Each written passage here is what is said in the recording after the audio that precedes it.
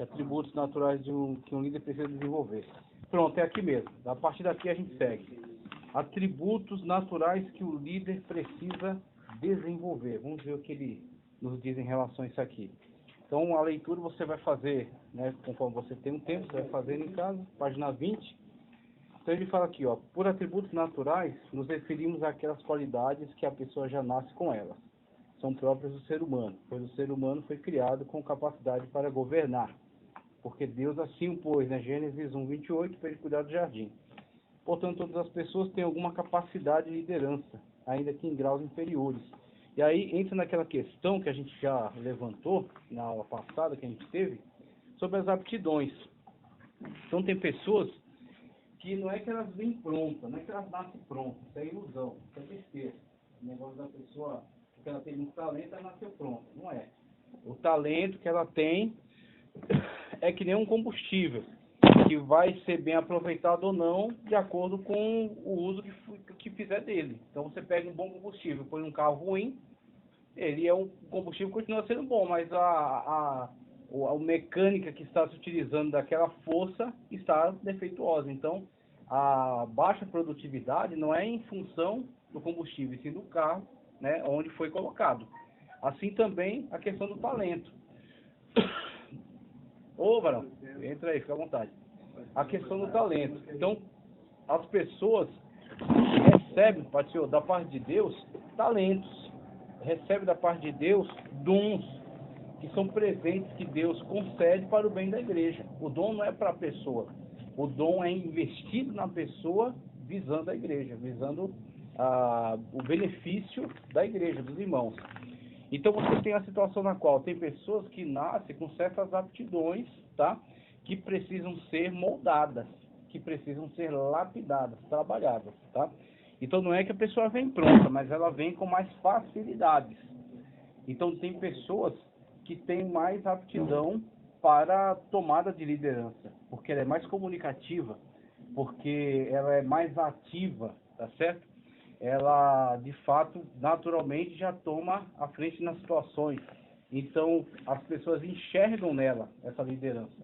Agora, não é por isso que ela não tenha que lapidar esse talento. Você conhece muitos casos, se a gente fosse contar testemunho aqui, que não dá tempo, você conhece muitos casos de pessoas que você acreditava que fossem ser grandes líderes, mas que por ter sido relapsas com o preparo, por não ter se dedicado a um preparo bíblico e a um preparo meditativo, em buscar em Deus, né, dar certo, um direcionamento, eles acabaram não vingando, mesmo que você enxergasse nele um grande líder.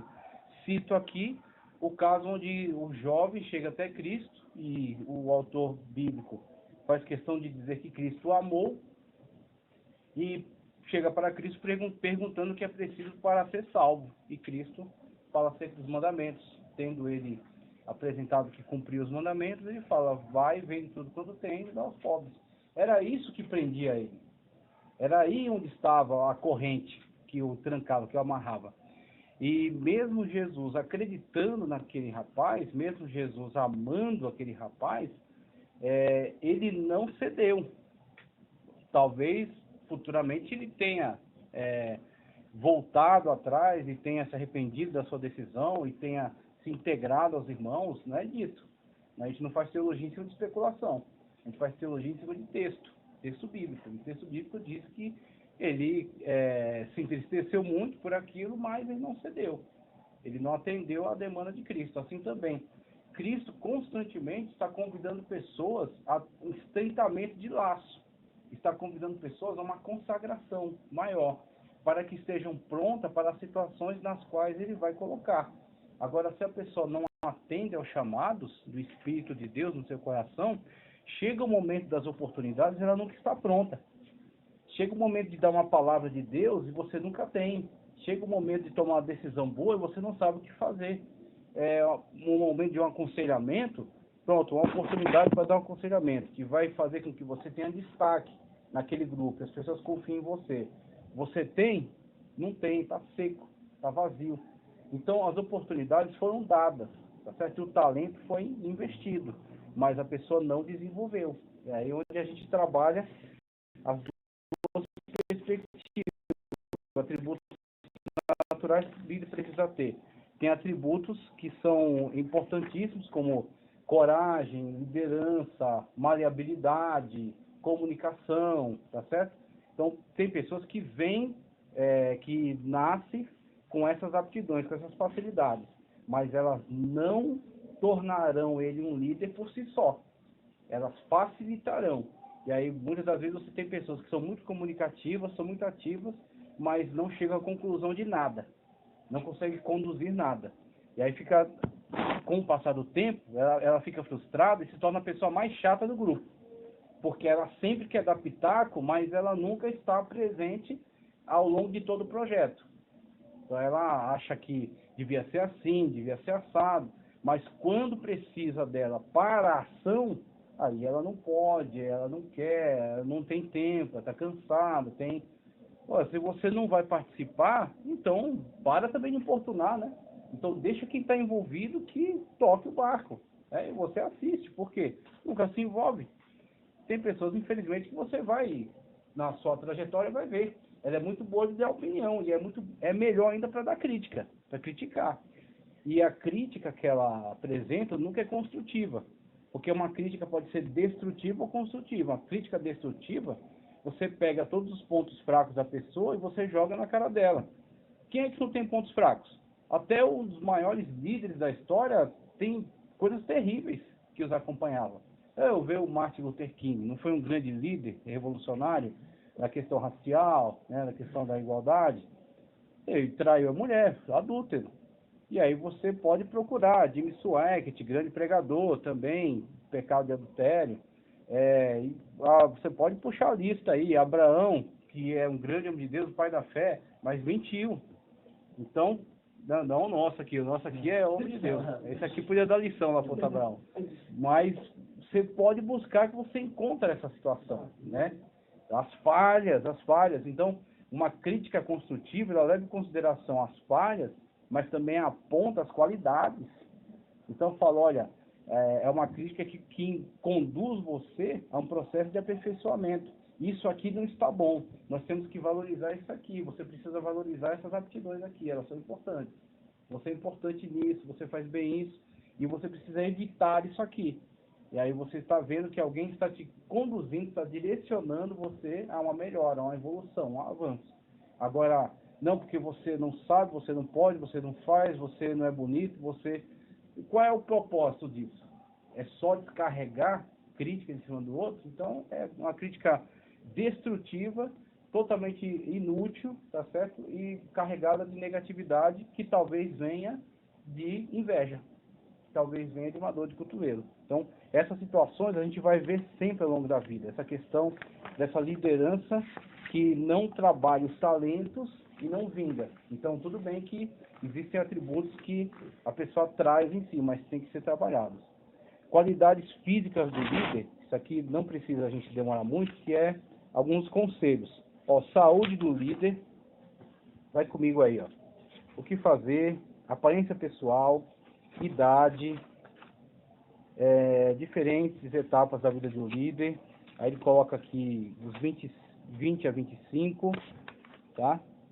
20 a 25, 30 anos, idade da consciência, 40 anos, idade do equilíbrio, 50 anos, início do declínio, conclusão. Aí qualidades psíquicas, e aí a gente vai seguir aqui por qualidades psíquicas. Mas por que ele aborda isso aqui? Porque a gente precisa ser muito racional em alguns aspectos. Tá? Tem pessoas que espiritualizam demais as coisas. E nem tudo é espiritualizado. Tem coisas que são práticas. Vamos falar a verdade. A pessoa colocada para a liderança de um grupo, de uma igreja, de um projeto, só que a pessoa debilitada, né? Entristecida, fraca, né? Fisicamente ou psiquicamente. O que ela pode oferecer ao grupo? O que ela pode contribuir com o grupo?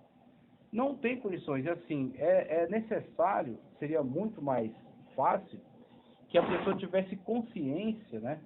Fizesse autocrítica, tivesse consciência de suas limitações e declinasse e permitisse que outra pessoa assumisse a direção e ficasse à frente. Então, o líder de verdade, ele se sacrifica pelo grupo. Importante não é o indivíduo, importante é o grupo. Agora, claro, Deus, ele valoriza cada indivíduo. Deus, ele individualiza em questão da salvação, em questão da comunhão. Pode ser que uma pessoa esteja em comunhão e a pessoa que está ao lado dela não está. Tanto que num culto, nem todos cultuam. Muitos entram, mas alguns cultuam e voltam para casa abençoados, renovados. E outros voltam para casa criticando. Por quê? Porque nem todos adoram. Nem todos se dobram diante da majestade divina. Então, Deus individualiza. Mas nós precisamos olhar como um grupo e valorizar mais o grupo que o indivíduo. Então, muitas das vezes a pessoa por vaidade, ela fica se segurando numa posição que ela não dá conta. Sendo que do jeito que você é homem de Deus, outras pessoas que são à sua volta também são homens de Deus. E também têm aptidões semelhantes à sua. E aí, se a pessoa está no momento, olha, eu estou no momento que eu preciso me dedicar mais à minha família, porque tem uma enfermidade, porque tem algum caso, algum problema que precisa ser tratado melhor. Então, a pessoa tem que ter a coragem de declinar em favor de outro que esteja apto.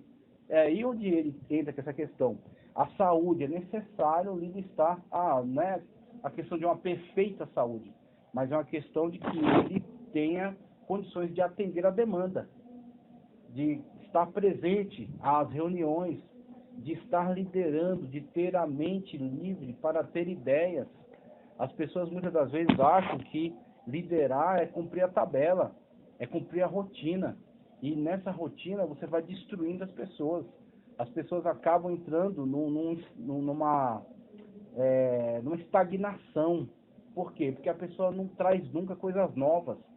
Só está num grupo de uma EBD, tudo bem, as aulas normalmente têm aquele formato.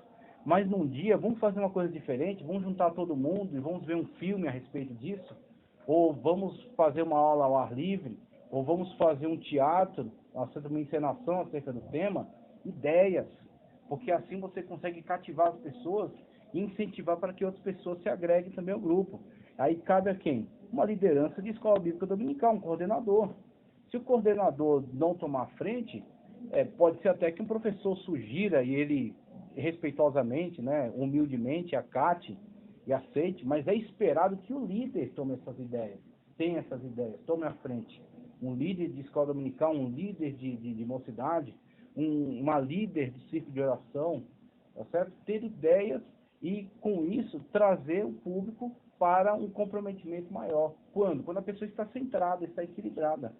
Agora a pessoa está dividida, ou está com fardos pesados, problemas terríveis para resolver, óbvio que ela não vai ter cabeça para isso. Então é necessário que ela tenha essa consciência. Então por isso que ele alerta. Essa questão da saúde, só tem que fazer essa verificação do seu estado mental e do seu estado físico, para ver se ela consegue atender a demanda. A aparência pessoal é a questão de que cada líder representa o grupo ao qual ele lidera. E as pessoas às vezes perdem essa noção. Vestir-se é um ato político. Por que eu digo isso? Porque de acordo com a sua vestimenta, eu tenho alguma ideia acerca do seu posicionamento filosófico, ideológico. Se eu vejo você com uma camiseta com uma estrela vermelha, mais ou menos eu sei que você é adepto de certas ideias políticas. Se eu vejo você com um lençol amarrado, um lençol laranja, eu sei que você é adepto de certos conceitos religiosos. E aí, por aí vai. Vestir-se é um ato político. Mostra para as pessoas em que você acredita. Então, a aparência do líder, uma vez eu vi um conceito que eu achei muito interessante. A pessoa dizia assim, você tem o desejo de chegar à liderança, de ser gerente, por exemplo, de uma empresa, comece a falar como um gerente falaria. Comece a se vestir como um gerente se vestiria. Comece a agir como um gerente agiria. Porque assim você vai começar a atrair atenção para você sobre essa atitude de gerência. Um gerente faz o que? Ajuda as pessoas a chegarem no melhor resultado, tem ideias boas e apresenta isso para a liderança, compartilha suas aptidões com os outros, né, suas capacidades, fazendo os outros se desenvolver. Então aí você vai, junto com outra capacitação teórica, você já vai implementando a prática. Então você consegue chegar onde você está, comportando-se como a pessoa que você quer ser. Assim também o líder. O líder quer um grupo dinâmico, só que ele, quando ele pega a mão, aquela mão de alface, sabe? Aquele aperto de mão morto, aquela coisa. O líder quer um grupo santificado, mas ele nunca demonstra ser uma pessoa de oração. Nunca demonstra ser uma pessoa que valoriza isso. O líder quer um grupo que cresça intelectualmente, mas ele nunca fala sobre coisas profundas. Então, assim, você está em contradição com o que você quer. E aí você precisa primeiro se centrar e entender a pessoa que você quer que eles percebam, que as pessoas percebam em você. Para que você possa falar, não só em palavras, mas em atitudes. Para que você possa falar por meio de comportamento. Então, é isso que ele passa aqui sobre a questão da aparência. A aparência é grande parte da linguagem. Tanto que você dirige até aqui, não tem uma pessoa na rua gritando, olha, só a direita aqui. Olha, se você quiser ir para... Você está indo para Rio Pequeno, é essa aqui. Não, você tem uma placa com um símbolo.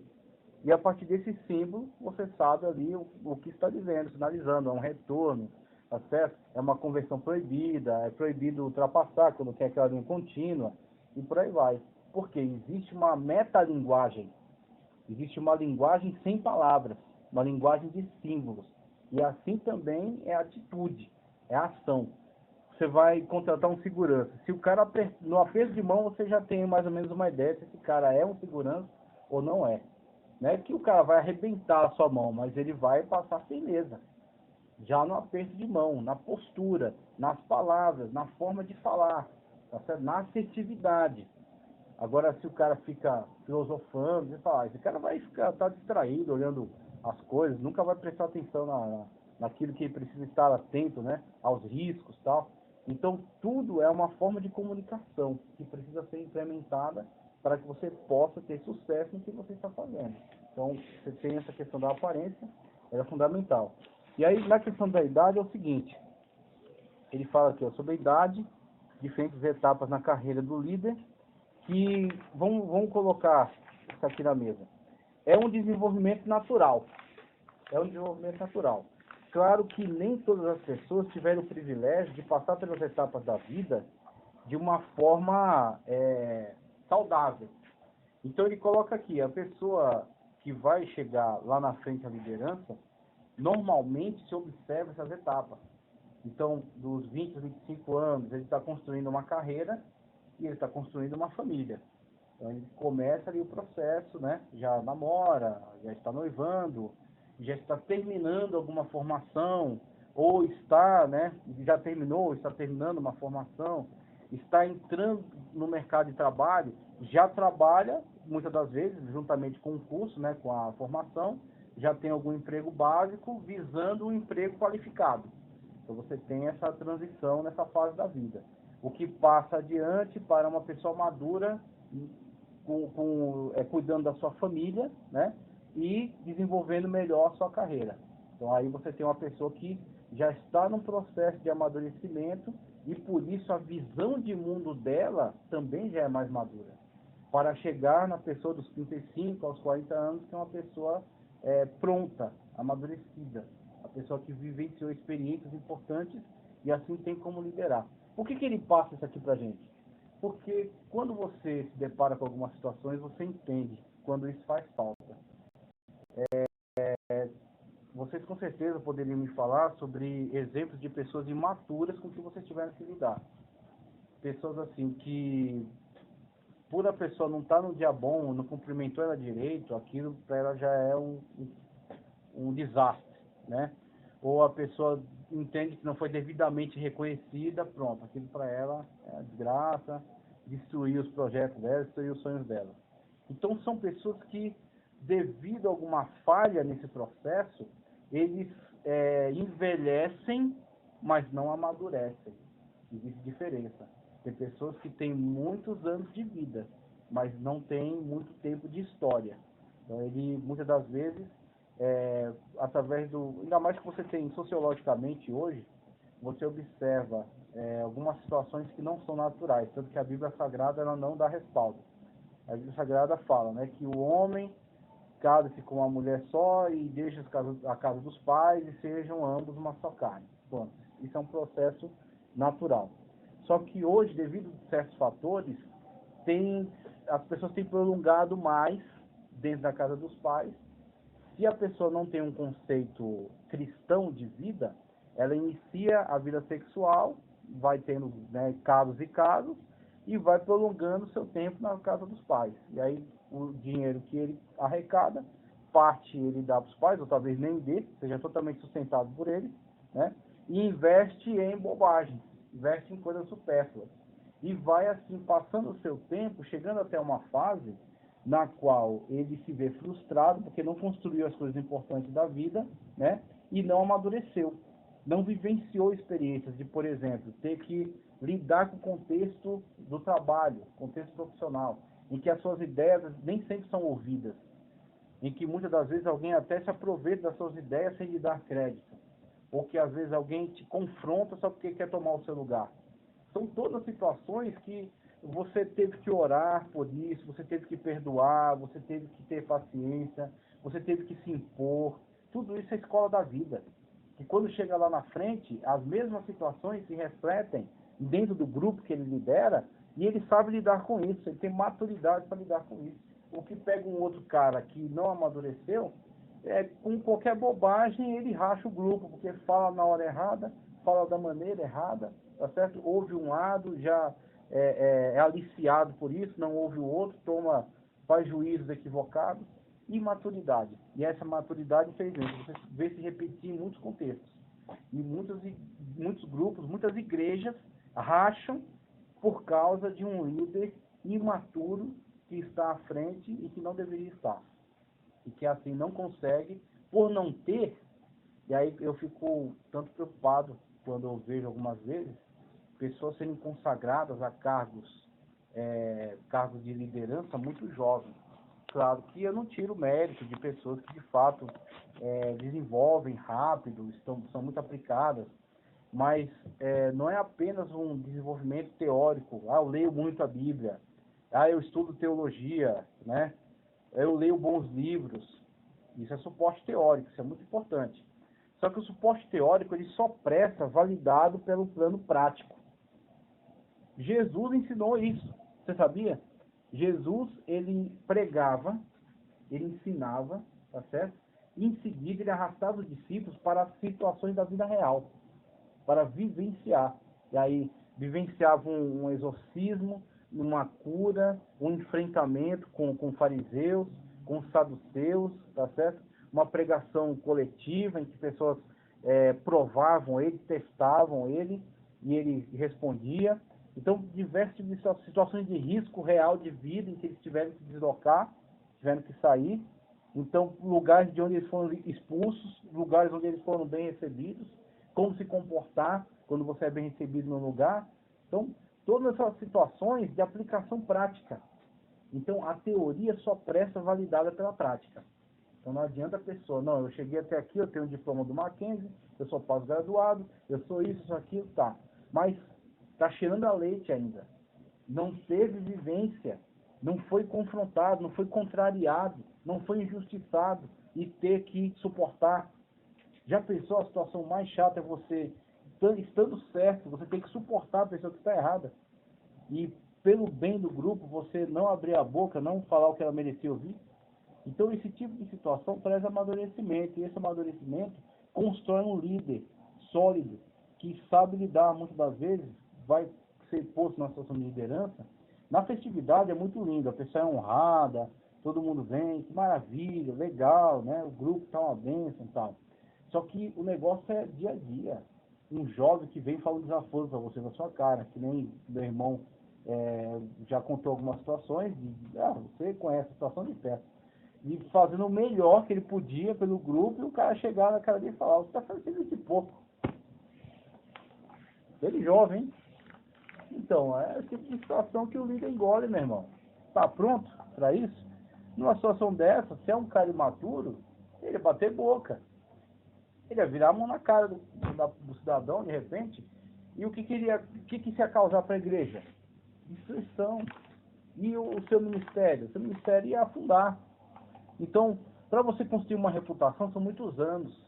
Para você destruir... vocês têm um exemplo disso aí, né? Quem cita para mim? O cara que destruiu totalmente sua reputação.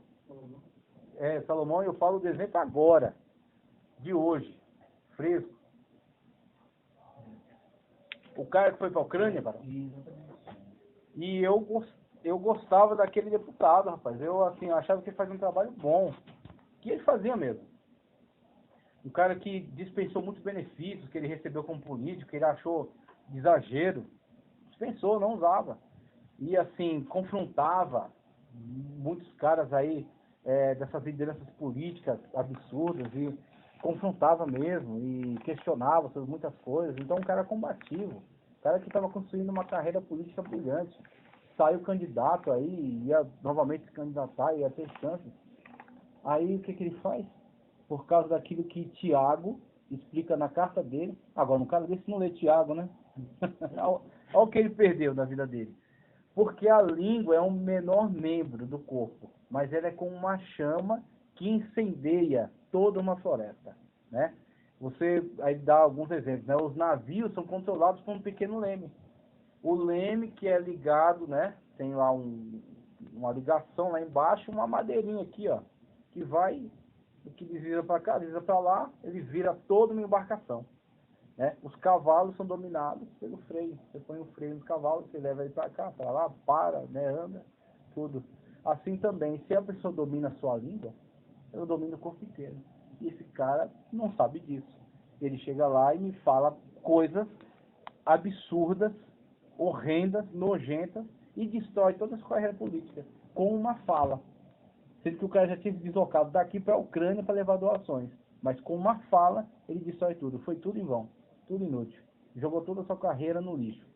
Você vê a importância que você está muito ligado nessa questão do amadurecimento do controle da sua fala. Depois que você falou, a palavra lançada é como uma flecha que não volta atrás, né?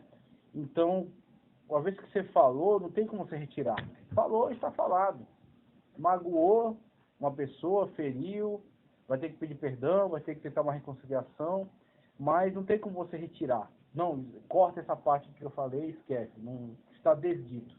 Não, falou, aquilo vai repercutir. Mesmo que você peça perdão e se reconcilie, continua repercutindo. Sempre alguém vai trazer, vai desenterrar esse defunto. Mas você falou isso, né? Aí fica sempre aquela situação. Então é melhor sempre o quê? Você buscar sempre oportunidade de amadurecimento que Deus dá, Deus concede. Esse momento é que uma pessoa pede para Deus, Deus me dê paciência. O que é que Deus vai fazer? Vai te dar uma tribulação para que você tenha paciência na tribulação. E a paciência produz, né, como o apóstolo falou, a paciência produz temperança, e a temperança, e aí por aí vai. E você vai desenvolvendo o fruto do Espírito por meio de oportunidades que Deus dá. Mas Deus não dá direto, não um download de paciência. Deus dá a situação para que você exerça a paciência nela. Exerça a fé. Senhor, me dá fé. O que Deus vai fazer? Vai te colocar numa situação para você exercitar a fé. A fé já está aí. Ele já concedeu. Você tem que despertá-la. Qualidades psíquicas. Coragem. Ele fala coragem. Percepção. Tá? Que aí na percepção ele desenvolve planejamento, tomada de decisões. A união do grupo evita divisão e dispersão, firmeza de atitude, sugestibilidade, iniciativa, visão geral, aí coloca estágio da visão, perseguindo a visão, vamos lá. Vamos a partir de coragem. O que é coragem, biblicamente falando? Coragem não é só valentia.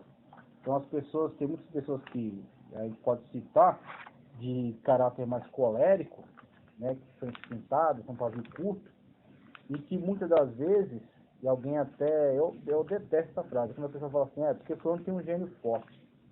Eu não acho. É a pessoa que fala desaforos, que fala impropérios, que é a característica dela ter um gênio forte. Eu acho que, na verdade, a pessoa tem um gênio fraco.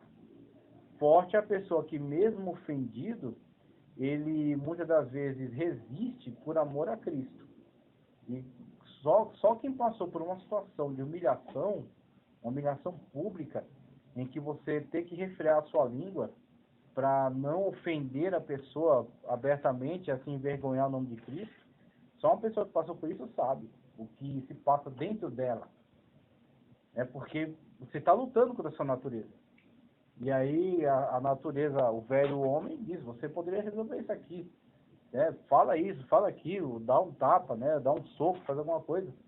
E você vai lutando, vai domando esse leão, vai domando essa fera. Para quê? Para que o nome de Cristo não seja envergonhado. E aí você tem a situação na qual coragem é você ter a atitude, tá certo? Em Cristo, de fazer o que for preciso para a glória do seu nome. Por exemplo, aqueles irmãos que foram jogados no Coliseu, e foram trucidados por feras, e foram amarrados. Deixa eu ver se eu lembro o nome dele. Não foi Filemon, foi Policarpo. Policarpo foi discípulo direto de João, apóstolo, tá? Muito importante na igreja de Éfeso. E ao final da sua vida, quando ele já estava velho, os irmãos tinham que esconder ele de casa em casa, porque o Império Romano estava perseguindo fortemente os cristãos. Então eles queriam os líderes e eles queriam os textos bíblicos para queimar.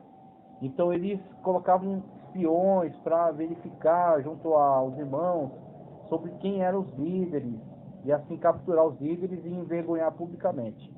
Então os irmãos com isso tinham que esconder ele de casa em casa, até que chegou um momento que Jesus deu um sonho para ele.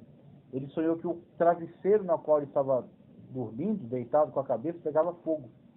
Ele disse, o Senhor está revelando para mim que é desse jeito que eu vou partir para a glória. Eu vou ser entregue à chama. E ele disse, chega de se esconder. Ele falou que, em certo momento, a guarda romana estava passando perto e falou, não precisa mais esconder. Deixa que eles me peguem. Levaram ele para o Coliseu.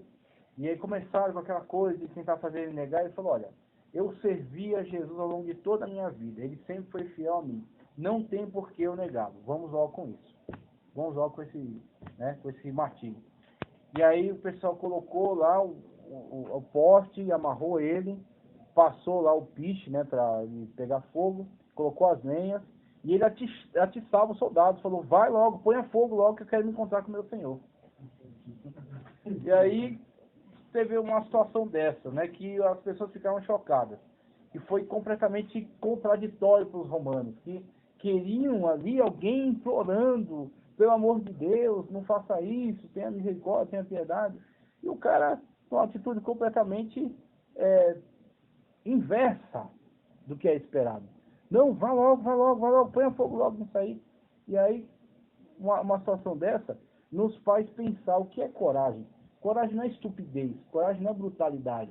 Coragem é, no momento certo, você empregar todas as suas forças por aquilo que vale. Por exemplo, para a glória de Cristo.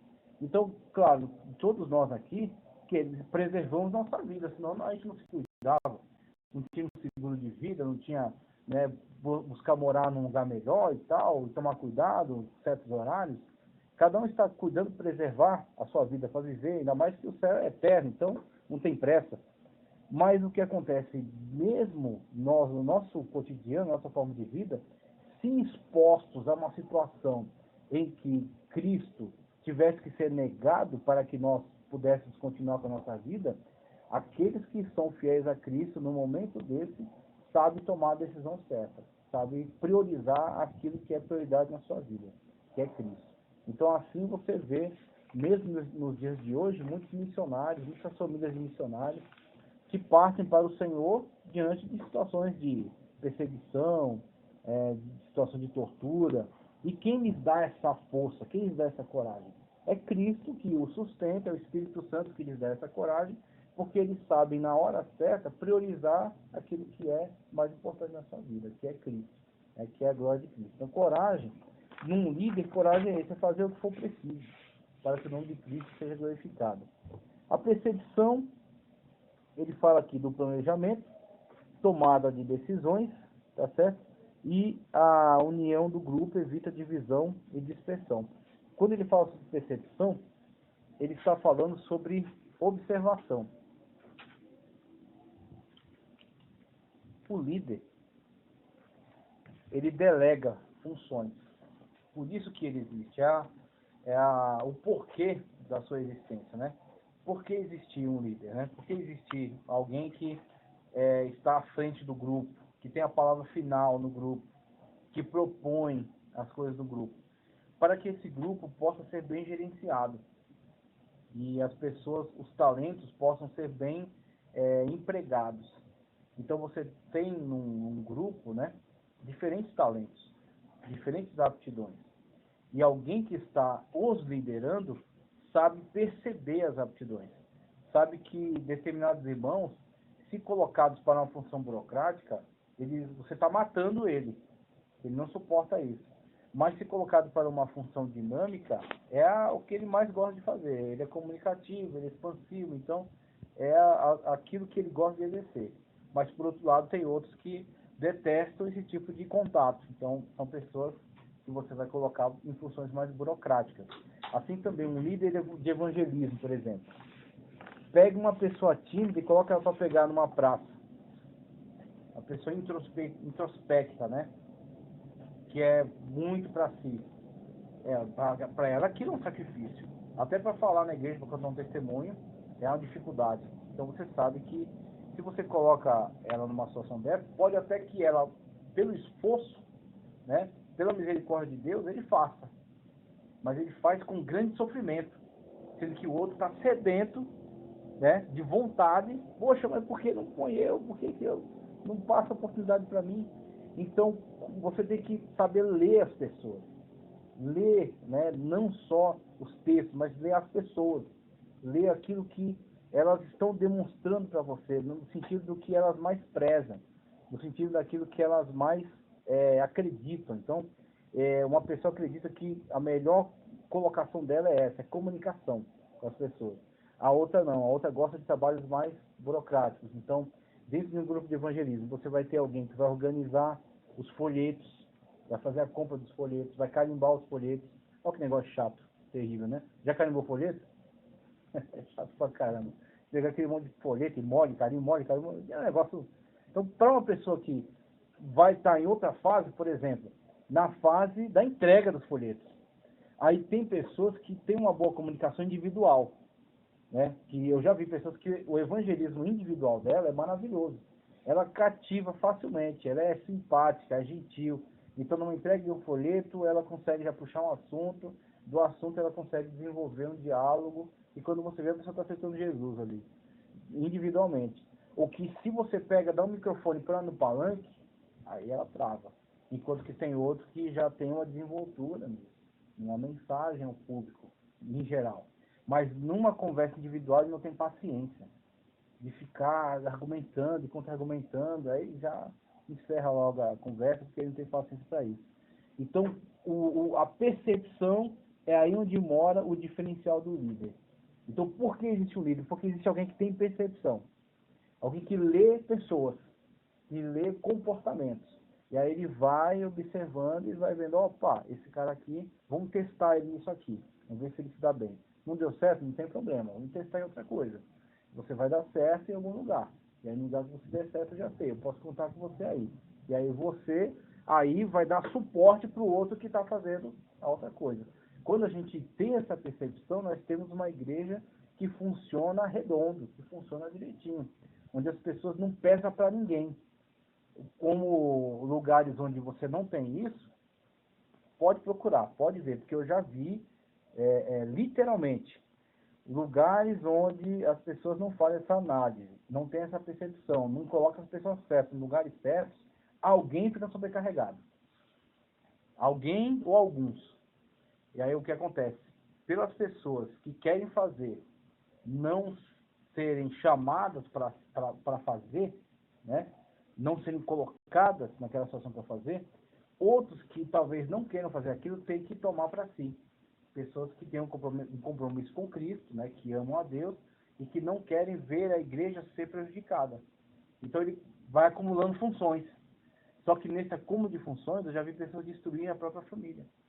Por quê? Nunca tem um domingo, nunca tem um sábado, todos os dias da semana são tudo preenchidos, só chega em casa tarde, sai cedo, porque ele sai do trabalho para a igreja, da igreja uma visita, da visita um café com a pessoa e vai chegar em casa, os meninos tudo dormindo já, nunca vê.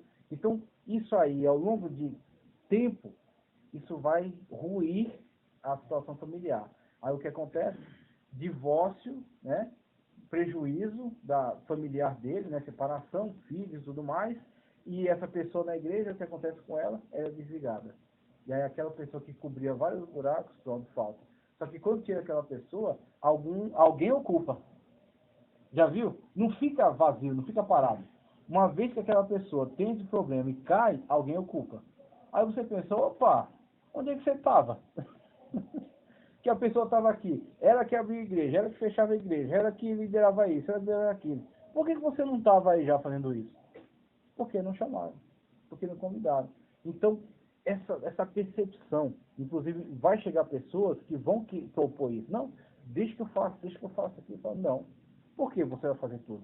Você tem que cuidar da sua família, tem que cuidar do seu filho, cuidar da sua esposa, do seu relacionamento, do seu trabalho, da sua formação. Eu só quero você nisso aqui. Então, faça aqui, faça bem. Não falhe. Faça o melhor trabalho possível. Nisso aqui. Dedique totalmente a isso. E aí, os outros, outra pessoa vai pegar. Outra pessoa vai fazer. Então, quando você tem essa percepção, você consegue trabalhar de modo que ninguém pegue peso demais. Todo mundo pega junto. E aí não fica pesado para ninguém. Eu acho que hoje a questão não é atender a necessidade, é preencher um espaço. Eu acho que as pessoas não. Põe alguém para liderar por necessidade, não, por necessidade. Para preencher aquele espaço. E não para atender a necessidade. Que aí não é com qualidade, né? Que a pessoa que está sendo colocada, ela não necessariamente ela sabe o que está fazendo, né? E aí, para não ficar vazio, eu já vi situações em que a pessoa, para não perder, e essa situação foi comigo mesmo, porque a pessoa ficou com medo que eu ia sair, aí para não perder, falou, não, olha, vou colocar você como líder aí do grupo de EVD. Eu aceitei na hora, mas falei, olha, eu não tenho aptidão para isso, tá certo? Eu não tenho aptidão para isso. Eu penso na minha aula, eu não penso na aula dos outros. E o líder ele não pode pensar só no projeto dele. Ele tem que ter uma visão, como percepção a gente está vendo aqui. Ele tem que ter uma visão de todo. Então o líder tem que andar pela sala, tem que ver se esse professor está com alguma dificuldade, ver se alguém precisa de um curso, de um aperfeiçoamento, de um material melhor, de um livro, tá certo? Ou se está muito parado, precisa dinamizar isso aqui, ter novas ideias. Então, comunica para o professor, vamos fazer isso aqui, vamos fazer assim, dessa maneira, o que você acha? O líder precisa ter uma visão global, uma visão de todo. E eu não tenho, eu não me importo com isso, eu me importo com a minha aula. Então, eu penso na minha aula, preparo ela e aplico, faço o melhor para a minha aula. Mas eu não tenho essa visão de todo, então não sou eu. Eu aceitei por educação na hora, mas depois eu falei, olha, procura uma pessoa que preste para isso. Uma pessoa que tenha essa comunicabilidade, né, como diria o Tite, né? E comunica-se com as pessoas, sabe, interagir com elas, tal, para que a coisa funcione. Então, muitas das vezes, infelizmente, é isso. É alguém que está preenchendo um espaço, mas não necessariamente está apto para o que vai fazer. Por quê? Porque muitas das vezes não foi preparado para o que foi fazer. Você vai colocar alguém para ensinar. E aí, o que ele sabe? Como é que você testa isso? Então, você precisa conversar com a pessoa. Você estudou alguma coisa? Você leu alguma coisa? Você se prepara antes? Né? O que você sabe acerca disso? Acerca das doutrinas principais? Então, faz uma análise da pessoa com que você vai colocar lá, mas não já coloca de uma vez, por quê? Preencher buraco. Para não ficar a sala vazia, então põe, e aí o que acontece? A pessoa começa o básico que ela sabe, daqui a pouco não sabe, inventa, e no que inventa erra, e no que erra começa a vomitar heresia. E aí, muitas das vezes, não foi nem por maldade, foi tentando preencher aquela lacuna, porque ele não tem. Então aí começam as falhas. E aí se surge um herege no meio do grupo, está perdido. Porque aí ganha todo mundo facilmente. O cara não consegue nem fazer a apologética. Ele não sabe o que está fazendo. Então, esse é o risco. A gente está lidando com vidas. A gente está lidando com a questão espiritual que reflete em todo o espectro da vida das pessoas. Por quê? Se ali, no âmbito espiritual, ela for destruída, todo aquilo é como um efeito dominó, destruindo também suas relações familiares, seus laços de parentesco, seus laços de amizade, seu comportamento no trabalho. Por quê? Ideias erradas sendo difundidas muitas vezes. Como testemunho de Jeová. O testemunho de Jeová, quem tem um parentesco de Jeová sabe. Ele perde família, perde os pais, é uma pessoa insuportável nos contextos sociais, porque sempre tentando trazer você para a seita dele. Eu trabalhei com o testemunho de Jeová, quase um soco nele. Eu trabalhando e eu pedindo, eu estou trabalhando, me deixa quieto. Não, é a revista, não sei o que, a torre de vigia e não sei quem. Eu falei, eu não quero saber, eu estou trabalhando. E ele insistia, por quê? Porque eles estavam sofrendo pressão do seu líder, que eles têm cota para entregar. Então, se ele não entrega aquela cota que ele tem que cumprir, por isso que eles passam o dia inteiro aí andando, perambulando por aí. Porque eles têm que entregar a cota de produtividade. E a salvação deles depende disso. Então, por isso o desespero do cara. Eu falei, olha, se você não parar, eu vou dar um soco em você. Então, você está atrapalhando meu trabalho aqui. Então, teve essa situação, infelizmente. Mas o que acontece? Muitas das vezes, essa falta de percepção, ela vai causar prejuízo, ó, vai se irradiar em muitos outros, porque vai começar pessoas que não estão aptas, não estão prontas, estão no lugar errado, vão, às vezes, cometer erros, vão se magoar, porque alguém vai criticar esse erro dela. Ó, você falhou nisso aqui, você errou, você não fez direito, você fez tudo errado. Pronto, aí daquilo vem a crítica, da crítica, às vezes ela não está no momento bom, vem a fragilidade, tá certo? E dali, uma desunião, e a pessoa muitas vezes se perde. Aí você perde uma vida, por quê? Por causa de uma decisão ruim. Então, ó, planejamento, tomada de decisões, tudo aqui está incluso dentro dessa questão da percepção. Planejar, né, pensar antecipadamente, é planejar. Cristo disse, ninguém que vai construir uma torre não senta primeiro para ver se tem o material. Ninguém que vai para uma guerra não senta primeiro com generais para ver se ele pode, né? Tem bala na agulha para ir para... Então, tomada de decisões, que é importante, como diz o provérbio, você tem bons conselheiros, você cercar de conselheiros. União do grupo, evita divisões, então promover sempre, né, essa união, afastando os conflitos, né, resolvendo os conflitos. Firmeza de atitude, sugestibilidade. A firmeza de atitude é o seguinte, a pessoa não pode confundir firmeza de atitude com soberba. Então tem situações em que você precisa ser firme, porque você está fundamentado na Bíblia, você tem o apoio do grupo. Então, muitas das vezes, você tem que resistir a certas pessoas que não acatam decisões, tá certo? Que não trabalham pelo bem do grupo, mas muitas das vezes quer puxar tudo para ela mesma. E se ela não tiver o destaque, se ela não tiver a palavra final, então ela não concorda. E aí, essas pessoas necessitam resistir. Por quê? Porque elas podem prejudicar todos os demais. Então eu já vi sair brigas e pessoas perderem a comunhão por causa de cor de uniforme. Porque um queria azul e outro queria verde. E aí a pessoa que queria azul tinha certa influência, e a pessoa que queria verde também tinha certa influência, dividiu o grupo, e aí tem que aparecer o líder e dizer, não, vai ser roxo. Pronto, não é nem azul, nem é verde, é roxo. Aí vai desagradar todo mundo, mas todo mundo vai se unir. Nem que seja unir para criticar sua decisão, mas vão estar unidos. Então, é necessário, alguém precisa tomar para si, vestir a camisa. Não, alguém precisa ser o chato aqui, vai ser eu, né? No bem da palavra, né? Para que você possa, muitas das vezes, eliminar esse tipo de brecha, essa brecha onde o diabo trabalha. É uma coisa boba, o diabo não vem mostrando o chifre e a cauda. Ele entra numa bobagem, é uma bobagem que ele vai desenvolvendo para fazer aquilo virar um grande entendimento.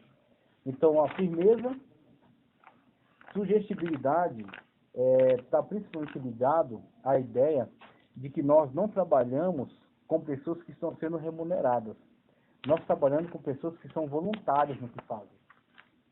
Já parou para pensar nisso aí? Porque às vezes algumas pessoas se esquecem. As pessoas estão fazendo o que estão fazendo de forma voluntária. Elas não são pagas para estarem ali. Então nós precisamos que elas estejam engajadas no nosso projeto. Aí onde entra a sugestibilidade. você precisa ser convincente. A pessoa precisa comprar. Você precisa ser um bom vendedor. Você precisa vender as suas ideias. Então, você quer promover o que para esse grupo?